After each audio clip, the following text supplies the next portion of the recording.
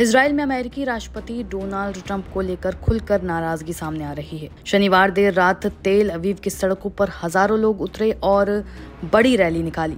प्रदर्शनकारियों ने युद्ध के खिलाफ अपील की है कि गाजा युद्ध को तुरंत खत्म कराया जाए और वहां फंसे बंधकों की सुरक्षित रिहाई सुनिश्चित करें। तेल अवीव के मिलिट्री ऑफिस के पास बने केंद्रीय चौक पर भीड़ इकट्ठा होकर प्रदर्शन कर रही थी। इस दौरान लोगों ने इजरायली झंडे लहराए और बंधकों की तस्वीर वाले पोस्टर थामे हुए थे। कई पोस्टर पर लिखा था, ट्रंप की विरासत गाजा युद्ध से ढह रही है और प्रेसिडेंट ट्रंप अभी बंधकों को बचाइए। नेतन्याहू का गाजा सिटी पर फोकस। दरअसल इजरायली प्रधानमंत्री बेंजामिन नेतन्याहू सेना को गाजा सिटी पर कब्जा करने का आदेश दे चुके हैं। माना जा रहा है कि कई बंधक वहां कैद हैं। हालांकि बंधकों के परिवार और मानवाधिकार कार्यकर्ताओं को डर है कि इस सैन्य अभियान से कैदियों की जान को खतरा हो सकता है। इजरायली रक्षा अधिकारियों ने भी स्वीकार किया कि इस आशंका को नजरअंदाज नहीं किया जा सकता। इजरायली नागरिक ओरना न्यूरो, जिनके बेटे ओमार की 7 अक्टूबर 2023 के हमले में मौत हुई थी और जिनका शव अब तक गाजा में है, उन्होंने सरकार को कटघरे में खड़ा किया।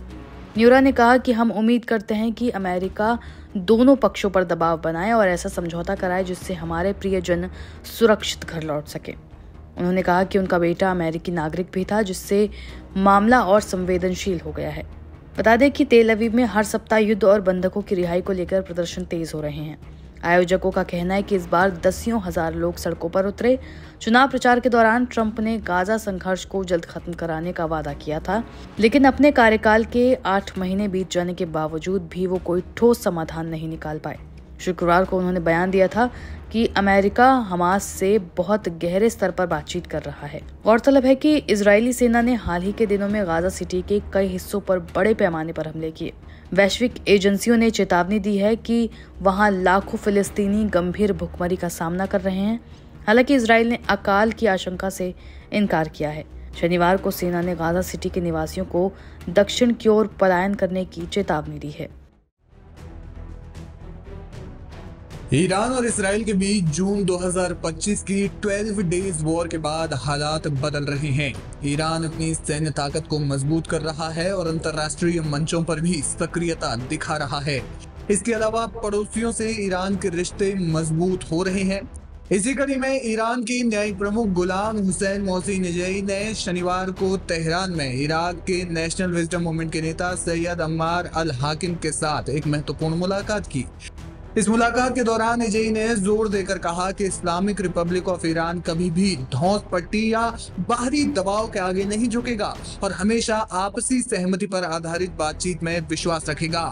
ये बयान ऐसे समय में आया है जब ईरान हाल ही में इसराइल और अमेरिका के साथ हुई 12 दिवसीय जंग के बाद अपनी राष्ट्रीय सुरक्षा और क्षेत्रीय सहयोग को मजबूत करने पर फोकस कर रहा है। ईरान की सरकारी न्यूज एजेंसी इरना ने इस मुलाकात की विस्तृत रिपोर्ट जारी की है, जिसमें एजेई के बयानों को प्रमुखता से जगह दी गई है। ये मुलाकात तेहरान में आयोजित की गई, जहां दोनों नेताओं ने क्षेत्रीय मुद्दों, द्विपक्षीय संबंधों और वैश्विक चुनौतियों पर चर्चा की। एजेई, जो ईरान की न्यायपालिका के प्रमुख हैं, उन्होंने अल हाकिम के साथ स्पष्ट बातचीत की और ईरान की विदेश नीति को साफ करते हुए कहा कि देश अपने दुश्मनों की साजिशों के प्रति पूरी तरह सतर्क है। उन्होंने जोर दिया कि ईरान अपने मौलिक अधिकारों से कभी समझौता नहीं करेगा जो अंतरराष्ट्रीय कानून के तहत मान्य है। ये बयान ईरान के उस दृढ़ रुख को दर्शाता है जो जून 2025 में इसराइल और अमेरिका के साथ हुई जंग के बाद और मजबूत हुआ है। गुलाम हुसैन मोहसिनेजई ने कहा, ईरान अपने दुश्मनों की शक्ति से गुस्से में है और वे साजिशें रचते हैं। हमें इन साजिशों को बेअसर करने की जरूरत है। देश कभी भी बाहरी ताकतों की धौंस या धमकी के आगे नहीं झुकेगा और बातचीत केवल आपसी सम्मान के आधार पर ही होगी। ईरान इसराइल जंग के दौरान इसराइल ने ईरान के परमाणु सुविधाओं पर बड़े पैमाने पर हवाई हमले किए, जिसमें अमेरिका ने भी बाद में हिस्सा लिया। ईरान ने जवाब में सैकड़ों मिसाइलें और ड्रोन दागे, जिससे दोनों पक्षों को भारी नुकसान हुआ। युद्ध के बाद ईरान ने आंतरिक सुरक्षा को सख्त किया, जिसमें संदिग्ध जासूसों की गिरफ्तारियां और इसराइली सहयोगियों के खिलाफ कड़ी कार्रवाई शामिल है। एजेई ने जुलाई 2025 में ही ऐसे सहयोगियों के लिए मौत की सजा की घोषणा की थी, जो इस मुलाकात के बयानों से जुड़ता है। आपको बता दें कि अल हाकिम इराक के एक प्रमुख शिया राजनीतिक नेता हैं। ईरान के साथ गहरे संबंध वे रखते हैं। उनका नेशनल विजडम मूवमेंट इराक की राजनीति में महत्वपूर्ण भूमिका निभाता है और ईरान इराक संबंधों को मजबूत करने में सक्रिय रहा है। ये मुलाकात क्षेत्रीय स्थिरता और एक्सिस ऑफ रेसिस्टेंस जो ईरान समर्थित एक गठबंधन है उसे पुनर्जीवित करने का प्रयास मानी जा रही है, खासकर जब इराक में अमेरिकी सैन्य मौजूदगी अभी भी एक मुद्दा बनी हुई है।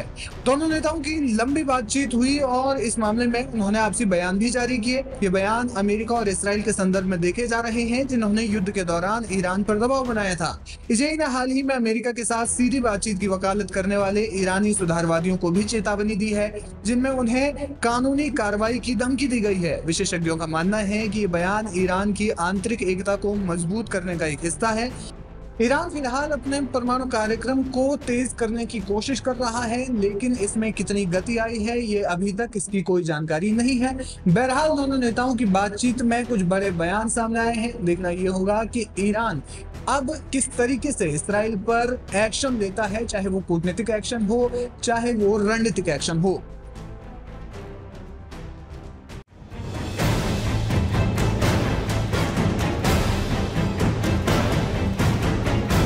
ईरान के परमाणु कार्यक्रम को लेकर विवाद कोई नई बात नहीं है। इसराइल समेत पश्चिमी देश और यूरोपीय मुल्क ईरान के परमाणु कार्यक्रम से हमेशा से ही चिंतित रहे हैं और इसे रोकने के लिए वो लगातार तकड़मबाजी भी करते हैं। इसी बीच ईरान के वजीर खारिजा यानी विदेश मंत्री सैयद अब्बास अरागची ने पश्चिमी देशों पर ईरान के शांतिपूर्ण परमाणु कार्यक्रम को लेकर उन्माद फैलाने का आरोप लगाया, जबकि इसराइल के परमाणु हथियारों के कथित विस्तार पर उनकी चुप्पी की तीखी आलोचना की है। ये बयान ऐसे समय में सामने आया है जब हाल ही में सैटेलाइट इमेजेस से ये पता चला है कि इसराइल अपने परमाणु हथियार कार्यक्रम के केंद्र में एक नई इमारत का निर्माण कर रहा है, जिसे जानकार नया रिएक्टर या हथियार निर्माण सुविधा मान रही हैं।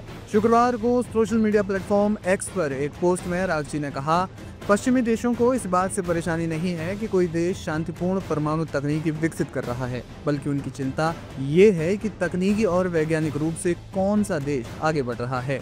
इसलिए ये हैरानी की बात नहीं है कि मिडिल ईस्ट में एकमात्र परमाणु हथियार भंडार उनके नरसंहारी सहयोगी के हाथों में परमाणु हथियारों के स्पष्ट विस्तार पर पश्चिमी देशों की गहरी चुप्पी है।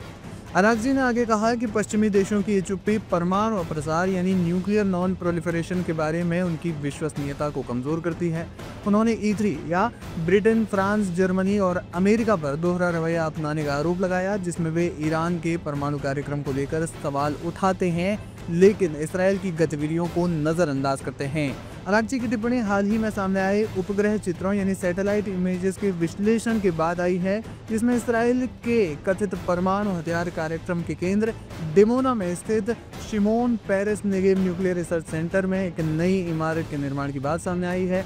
जानकार मानते हैं कि इमारत एक नया रिएक्टर या परमाणु हथियार निर्माण की सुविधा हो सकती है, जो इसराइल की परमाणु क्षमता को बढ़ाने का संकेत देती है।